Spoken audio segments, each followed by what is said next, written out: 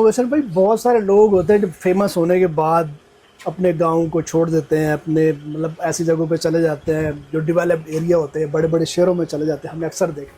लेकिन आपने माशाल्लाह इतनी अल्लाह ताला ने आपको इज़्ज़त दी, इतने ज़्यादा मतलब मैं देखता हूँ चाहे वो आप दुनिया के किसी हिस्से में भी जाते हैं वापस आप इसी मिट्टी में आकर जुड़ते हैं। इसकी क्या खास वजह है? इसकी मेन वजह अगर आप मुझसे पूछे ना तो मेरे गांव से काफ़ी सारे लोग जो है ना वो शहरों की तरफ चले गए हुए हैं। बिल्कुल सही।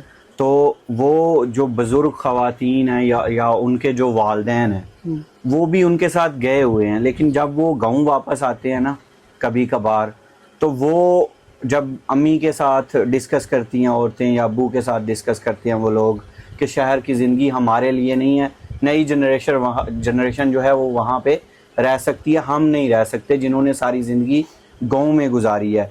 तो मैं समझता हूँ कि जो वालिदैन है ना उनकी दुआओं की वजह से ही ये सारे मामलात हैं। बेशक। तो उनको यहाँ पे सुकून है, ठीक है। सही। अगर हम यहाँ से उनको मूव करेंगे ससारी सहूलतें हो जाएं शहर में, लेकिन ये वाला सुकून हम उनको कहीं पे प्रोवाइड नहीं कर सकते क्योंकि यहाँ पे उनकी यादें हैं, अम्मी जो हैं उनकी सहेलियाँ आपस में गप्पें शप्पें, वो सारा छोड़ छाड़ के बिल्कुल एक नई दुनिया में जाएंगे तो उनके लिए सरवाइव करना, रहना वहाँ पे वो मुश्किल हो जाएगा।